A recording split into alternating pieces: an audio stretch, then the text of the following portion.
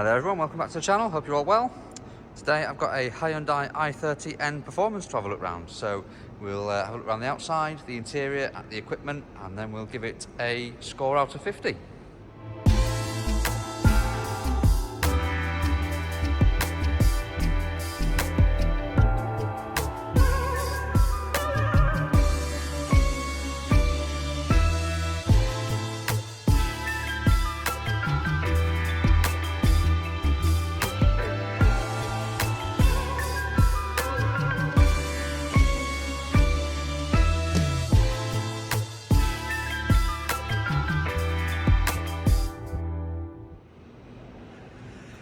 Right, so let's start off at the front then. So a Hyundai I30 N.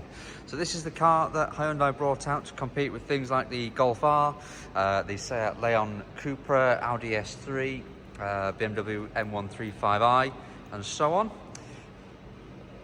So in terms of the looks of the car, not too sure yet. We'll probably decide as we go around it. Starting at the front then, so we've got the LED headlights with LED daytime running lights. So that's become the norm these days. We've got front parking sensors on there as well. Nice big aggressive honeycomb grille.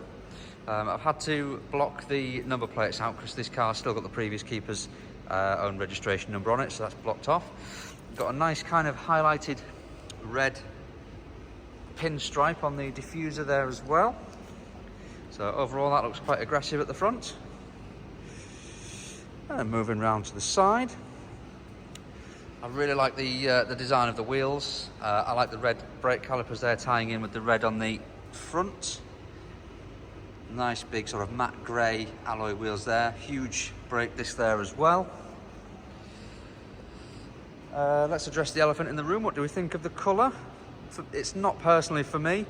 I can see why people like it. It is a nice colour, but it's not my first choice. I'd rather have something like black or white for this type of car. So it looks like we've got our keyless entry system there as well. We've also got privacy glass on it.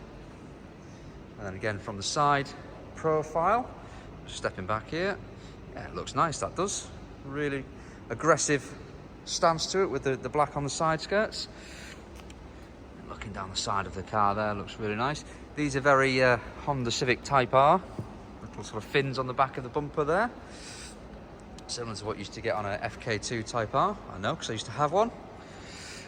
And as we move around the back, twin exit exhausts. Decent size, but if you look a little bit closer, they're just an exhaust tip. So they're not all that size all the way through. Nice diffuser on there, and again, continuing the red pinstripe there as well. Looks like we've got LED tail lamps. Let's have a look in the boot then, shall we? So there's no powered tailgate to speak of on this particular one. Again, it's not what the car's about. Hopefully you can see there's plenty of room in the boot there, so it's a usable family car. Some serious strengthening here with this this beam there as well. And you've got 60/40 split fold seats, not individual split folding, so 60/40. But yeah, really usable space in there. I just want to mention, I really like this gloss black rooftop spoiler here with this sort of triangle brake light in there, third brake light, looks very sort of race spec. And I do like the rear sort of profile of that car. Again, it looks very aggressive. Very, very nice, that. I must apologise for the noise in the background. I'm using the workshop due to the time of year. Can't really film outside, and I wanted to get a video done of this car as soon as possible. So looking down the driver's side there, we'll have a look at the interior in just a second. But yeah, it does look like a really, really aggressive car, really sporty. Like the big brakes, as I say. I'll show you the. I'll start it up and so you can hear the exhaust in just a moment. So I'll just finish the exterior look around the car. Yeah, I'll say it's going to be brutally honest, so I will be honest and say I don't like the colour, but I do like the car itself.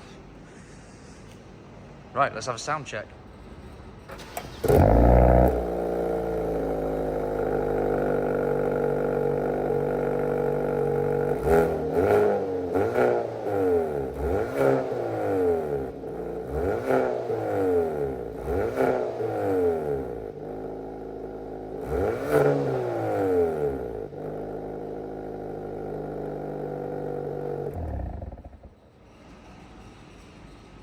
Quite a nice sound to it, don't you think? Nice and aggressive, but not without being too in your face. You just know that at some point some of these cars are going to have a aftermarket exhaust fitted, and they're going to just get absolutely louder. But I think from standard, that's a really nice exhaust tone from this car. So onto the interior then. So starting at the rear, so we've got a row of 3 headrests, a centre armrest there. The seats are half leather, half Alcantara. Twin Isofix points there as well.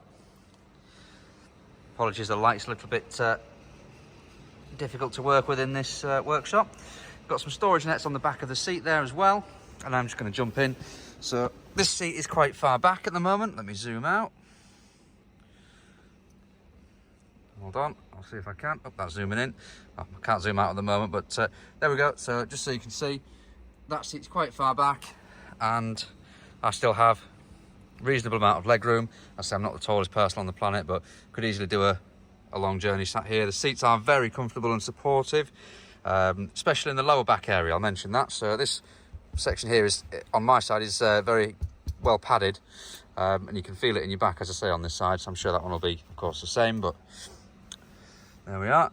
LED lights on the interior. I'll just give you a quick view of the dashboard from the rear as well. Completely round steering wheel. I would have thought it would be something like a sporty sort of flat bottom steering wheel, and then it's got those little blue buttons on there, but we'll have a look at that when we jump in the front. No vents in the rear that I can see. Yep, no vents there, no storage, just the armrest that comes down, and we've got cup holders in there as well, but nothing else to speak of other than that. We've got electric windows and a little bit of door pocket storage and so on. But yeah, not a lot to talk about back here, so let's jump into the front.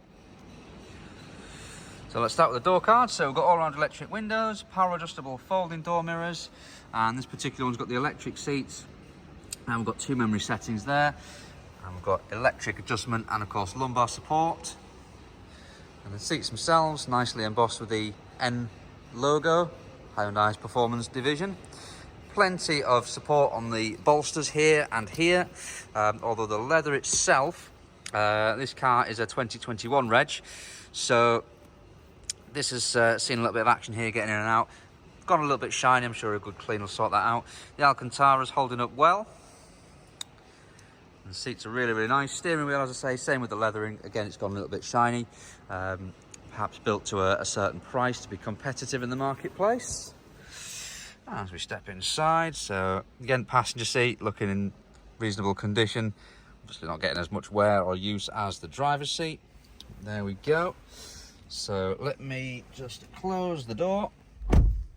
And once you close the door, you can see nice, well-insulated cabin. But one thing that does annoy me is the seat just moves to where it was previously on its own. And let me show you this as well. When I start the car up, it starts moving itself backwards as well. So I'll just stop that myself now, so I don't want to go too far back.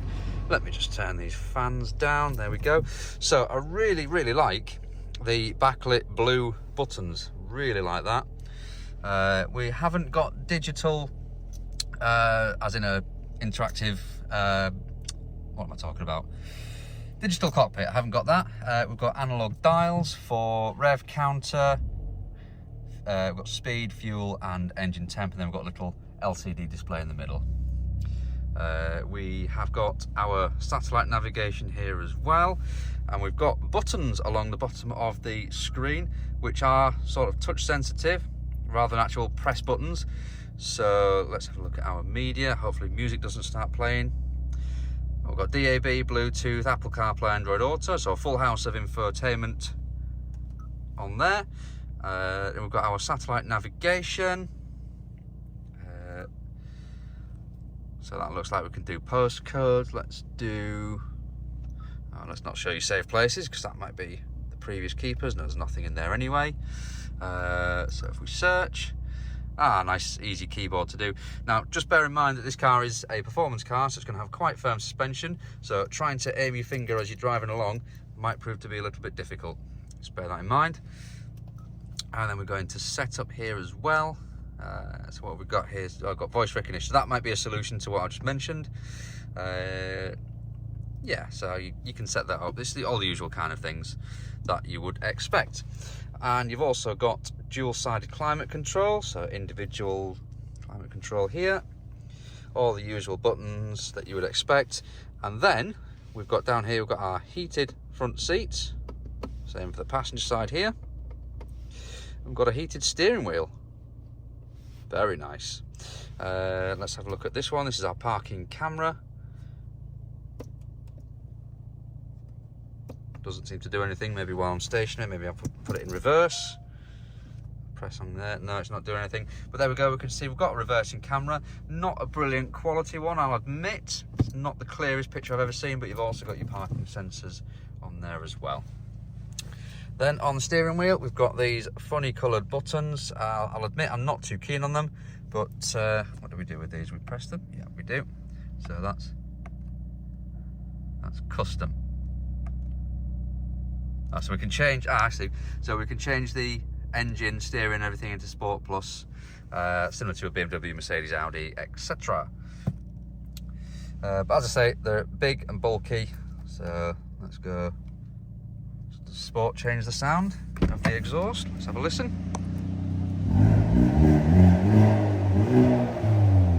A little bit, I'd say, maybe a touch louder. So there we go. So cruise control, as you would expect, just normal cruise control, not radar guided. Looks like we've got a lane keeping aid here as well. Bluetooth and volume controls on this side, and then brightness, start, stop, and everything on that side, as you'd expect.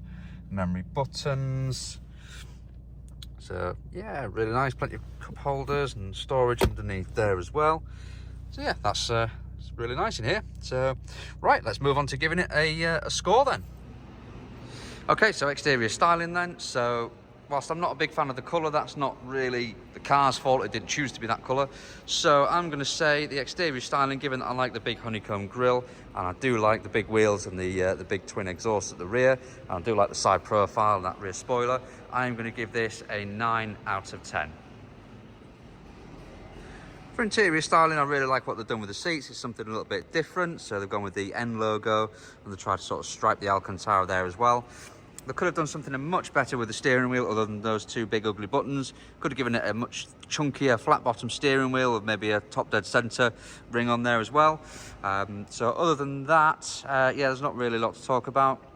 I'm going to give this a 6 out of 10 for interior styling. For equipment levels, you really can't fault it. You've got everything you could possibly want in a car such as this. So we've got our sat nav, we've also got our DAB radio, Bluetooth, Apple smartphone integration, Android smartphone integration. We've got heated front seats and a heated steering wheel. And then we've got the cruise control, auto lights, auto wipers, everything that you would expect. So for equipment levels, I think this is quite generous. And I'm going to give this a 8 out of 10. Build quality is certainly up there with the best of them. So not quite up to VW Audi standards, but certainly heading in the right way. For a manufacturer like Hyundai, I'd say this is a really, really well-built car. There's used some really nice materials, such as the leather, the Alcantara. The exterior looks really well put together as well. There's no massive panel gaps or anything of that nature. So I'm going to give this a build quality score of 8 out of 10. And then finally we come to desirability. Now let's bear in mind that this car is going to be aiming at a market that is dominated by the Germans. So you've got your VW Golf R in there, or a Golf GTI even. You've also got Audi S3, Audi RS3s. You've got BMW M135i's, 128 Ti's, Seat Leon Cupras. I mean, you name it, there's plenty to choose from in this market sector. That said, if you want something a little bit different, something a little bit out there, if you don't want to go with the normal mainstream choices, you're probably looking at one of these. So I'd say desirability, you're looking at 7 out of 10. So thanks very much for watching the video and listening to my opinions on the Hyundai i30 N.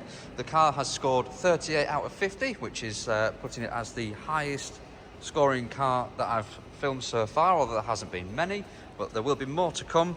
Let me know if there's any particular car you'd like to see featured on the channel and you'd like to hear my opinions on and see what score we can give it.